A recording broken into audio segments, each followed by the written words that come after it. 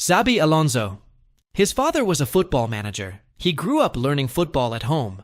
And then he became a player, a much better one than most. He played at the top level. His understanding of the game was world class. He played in Spain, in England, and in Germany. And he was coached by some of the greatest: Pep Guardiola at Bayern, José Mourinho at Real Madrid, Carlo Ancelotti, Rafa Benítez at Liverpool. Put all of that together, and Xabi Alonso has everything it takes to be a top manager. Xabi Alonso isn't just a former midfield star. He didn't get this job because he's a Real Madrid legend. He's earned it. He's proven it. He's a top-level manager who knows the game inside and out. Real Madrid fans should be excited and a little nervous.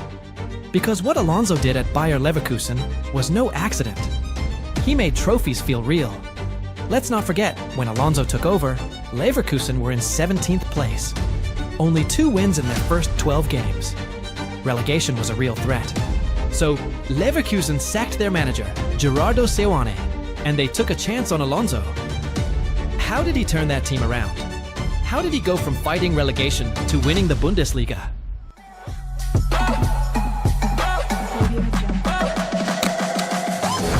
Bayer Leverkusen, once dubbed Neverkusen, had a painful history of near misses, finishing second in the league 5 times and losing 3 major finals in 2002, despite earlier wins like the 1988 UEFA Cup and a DFB Pokal title. Alonso was brought in by sporting director Simon Rolfesto, lift the curse. But there were doubts. At that point, he'd only managed youth teams. Yes, he had led Real Madrid's U13s to an unbeaten season. And yes, he got Real Sociedad B promoted for the first time since 1962. But even then, his final season ended in relegation.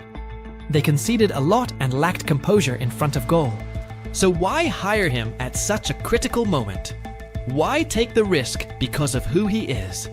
Because of where he's been, and because of what he's learned. Xabi Alonso grew up with football in his blood.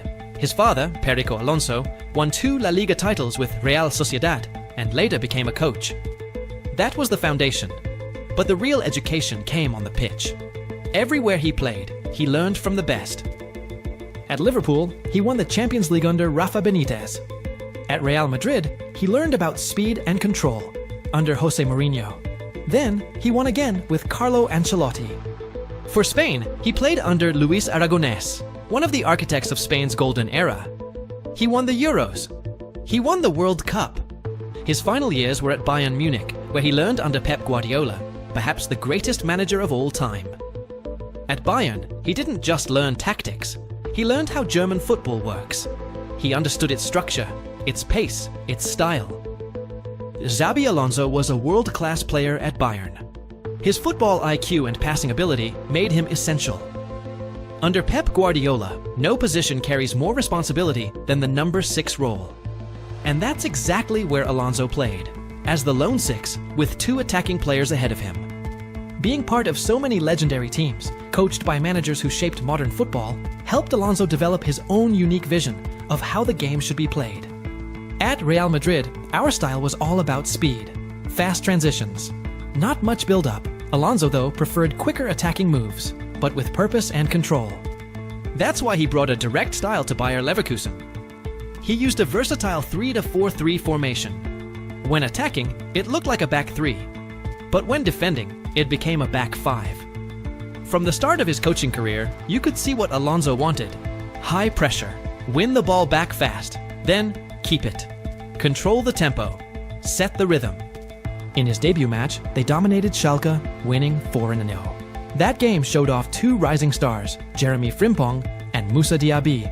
Their speed and chemistry were unstoppable. Frimpong and Diaby made sure the final third was always full of threat, especially on counterattacks. No surprise the wingbacks ended up with so many assists.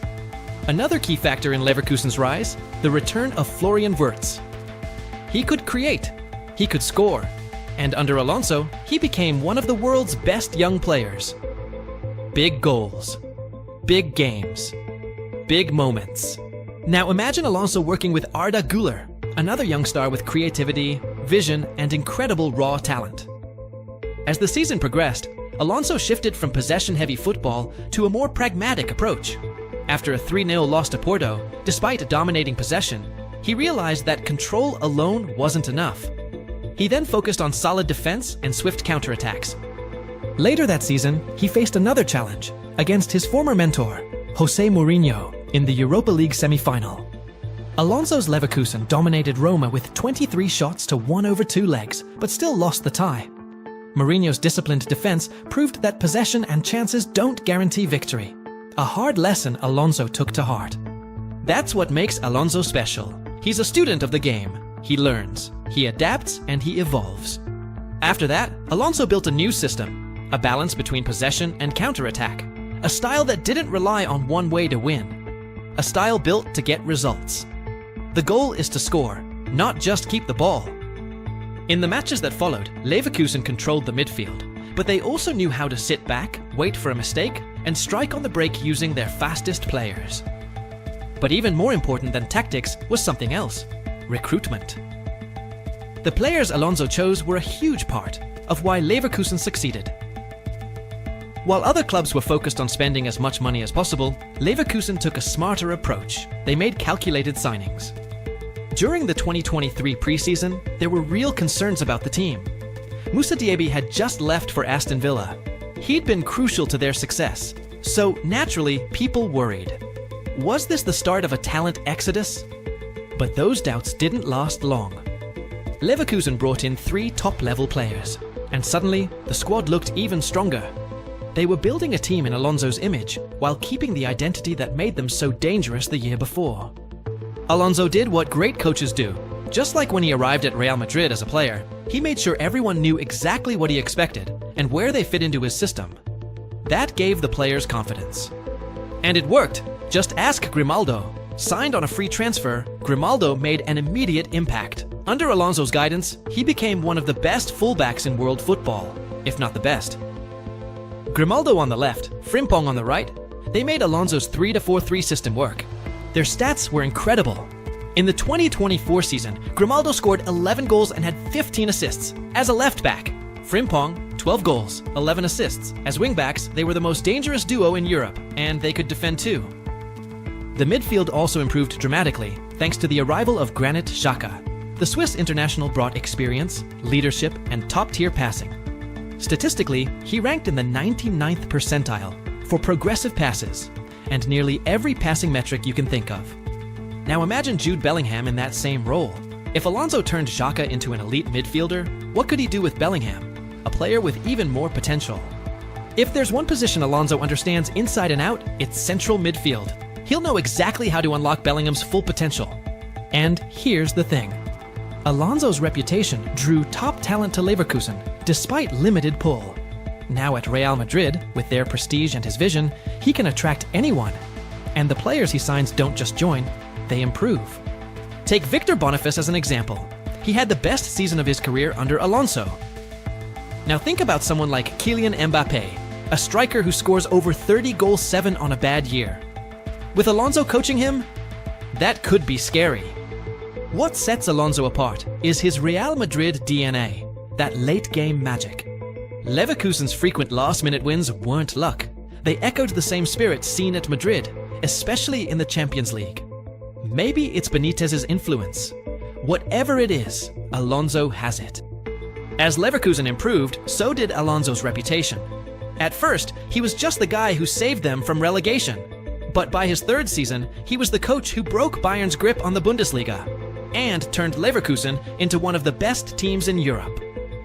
Now imagine what Alonso can do with even more talent at his disposal.